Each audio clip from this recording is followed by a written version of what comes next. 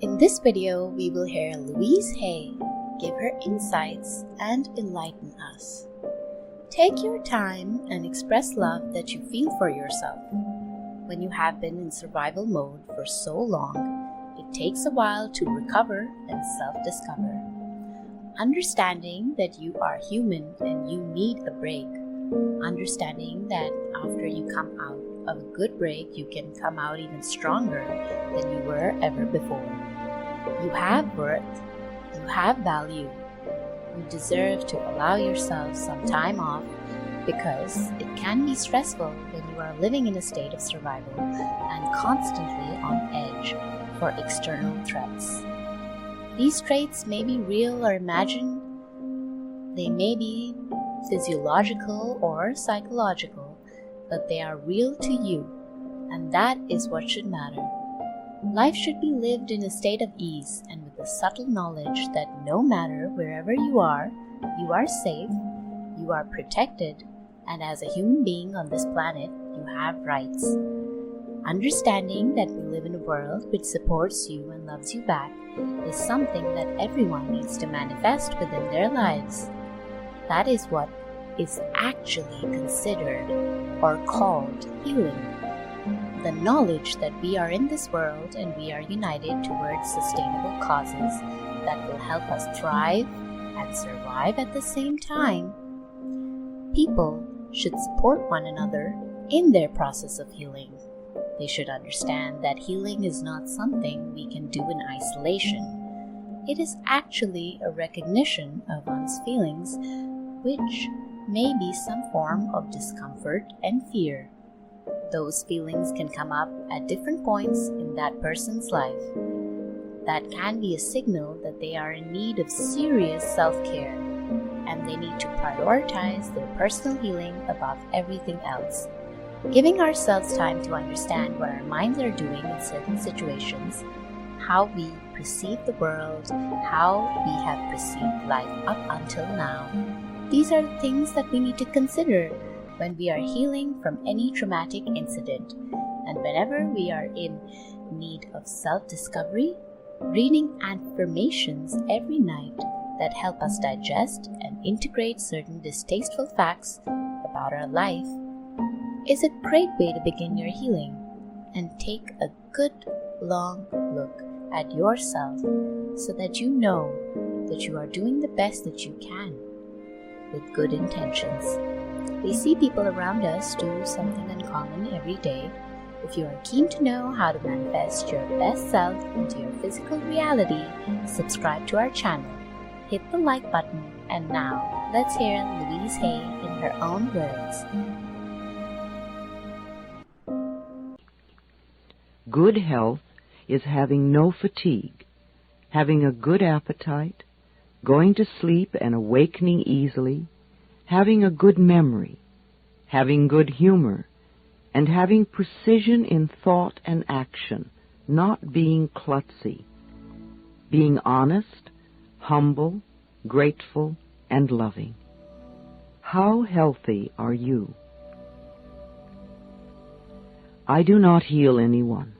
The work I do is to help people understand how their own mental patterns are constantly creating their own life experiences, all of them, the good experiences and the so-called bad experiences, and also how these same mental patterns are contributing to the ease and dis-ease in their bodies. We do not want to be ill, and yet we need every disease we have. It is the body's way of telling us that we have a false idea in consciousness. We are being told we are on the wrong track and need to change the way we think.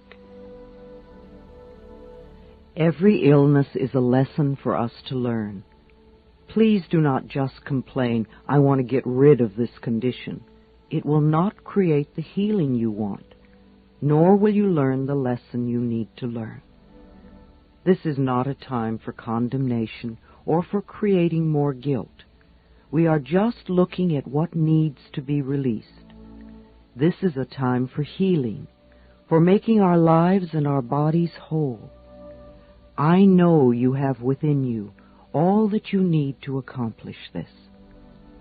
Once we begin to understand this process, we are able to take conscious control of the changes we wish to make in our lives.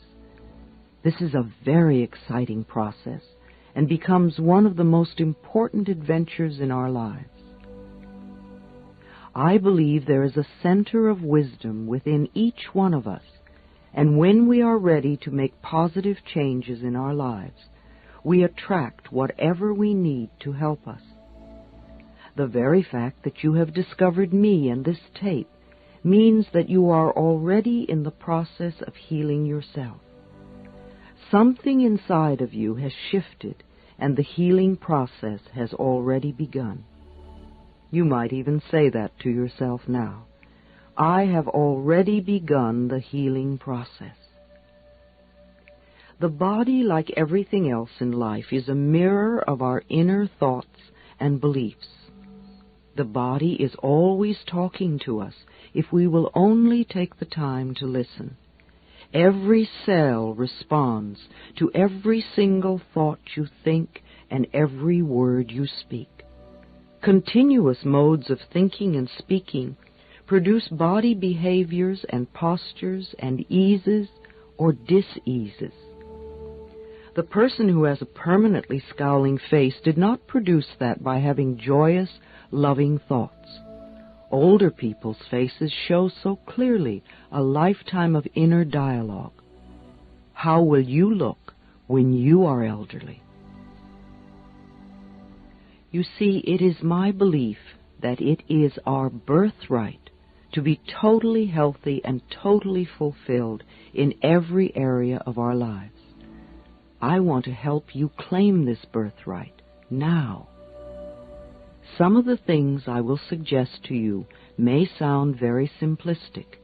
However, these ideas have been tried many times with great success. They really do work. Please use these suggestions in addition to the work you may be doing with a doctor or other health professional. It will be helpful to you both. Take a nice deep breath, and if possible, allow yourself to be in a comfortable position while you listen to this tape. Just let these ideas wash over you. Only those ideas that are right for you will be accepted by you. It doesn't matter whether you understand them all or not, or if they make sense to you right now. Just let yourself play this tape over and over, even if you are not actually listening to the words. Your subconscious mind will hear and record whatever you need. I believe that all illness is self-created.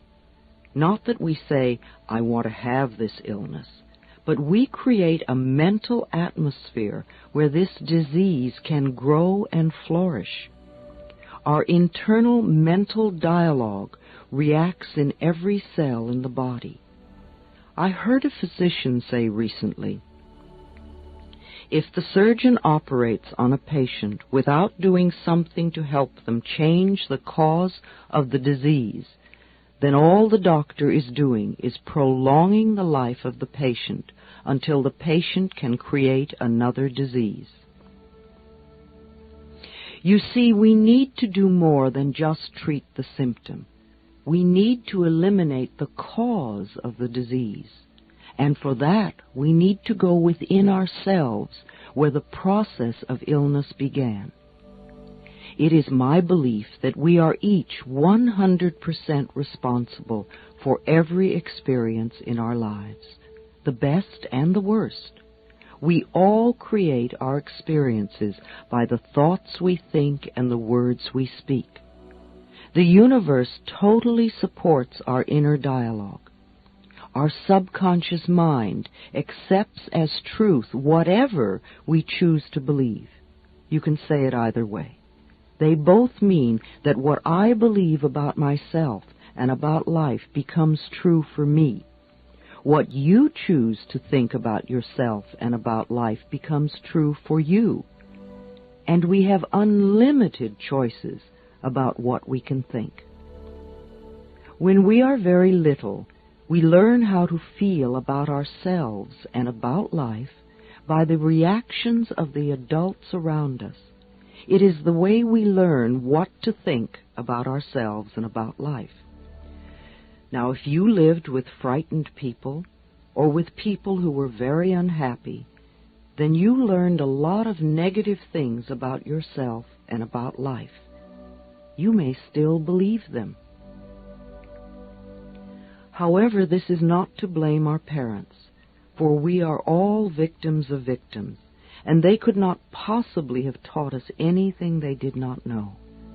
If your mother did not know how to love herself, or your father did not know how to be gentle and kind, then it would be impossible for them to teach you to love yourself or to be gentle and kind. Your parents were doing the best they could with what they had been taught as children. I also believe that we choose our parents. Each one of us decides to incarnate upon this planet at particular points in time and space. I believe we do this because we have chosen to come here to learn a particular lesson that will advance us on our spiritual evolutionary pathway. We choose our sex, our color, our country, and then we look around for the particular set of parents who will mirror the pattern we are bringing in to work on in this lifetime. Often when we grow up, we point our fingers accusingly at our parents and whimper, "You did it to me." But really, we chose them because they were perfect for what we wanted to work on overcoming. As very little children, we learn our belief systems, and then we move through life creating experiences to match our beliefs. Look back in your own life and notice how often you have gone through the same experiences. Well, I believe that you created those experiences over and over because they mirrored something that you believed was true about yourself. It really doesn't matter how long we've had a problem, or how big it is, or how life-threatening it is. The point of power is always in the present moment. This means that what you have experienced during your life and up to this moment, you have created by your own thoughts and beliefs of the past. However, what you are choosing to think and believe and say today, right here and right now, is creating your future. Your current internal dialogue is creating tomorrow, next week, next month, next year, etc. Notice what you are thinking at this moment. Do you want this thought to be creating your future? Is it negative or positive? Just notice and be aware. I am not trying to create guilt for anyone, nor to make anyone wrong. I am making us aware of what is going on inside of us. Many of us who create illness and disease are in fact totally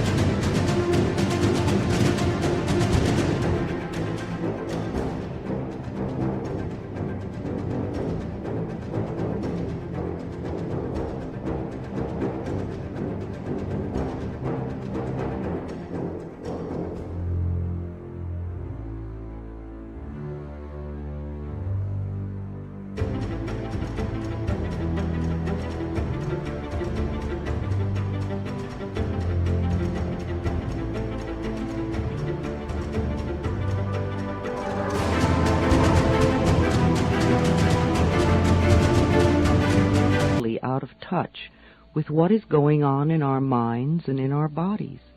We only notice our bodies when we become ill or are in pain. If we do not know what is going on inside of us, how can we ever change? No matter what the problem is, the only thing we are ever dealing with is a thought, and a thought can be changed. All our experiences are just outer effects of our inner dialogue. Even self-hatred is only hating a thought you have about yourself. You may have a thought that says, "I'm a bad person." This thought produces a feeling, and you accept the feeling as true. However, if you eliminate the thought, you won't have the feeling. Thoughts can be changed. Change the thought and the feeling must go. Believe it or not, we do choose our thoughts. We may habitually think the same thought over and over so often that it does not seem that we are choosing the thought, but we did make the original choice. We can refuse to think certain thoughts. Look how often you have refused to think a positive thought about yourself.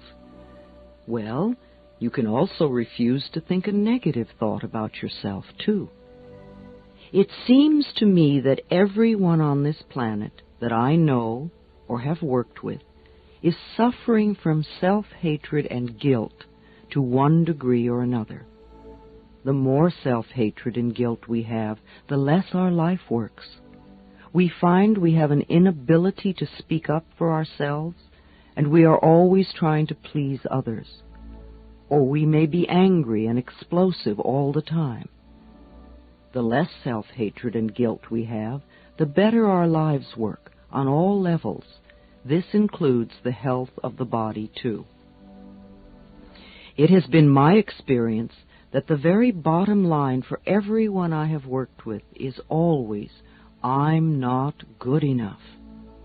And we often add to this, "I don't do enough," or "I don't deserve."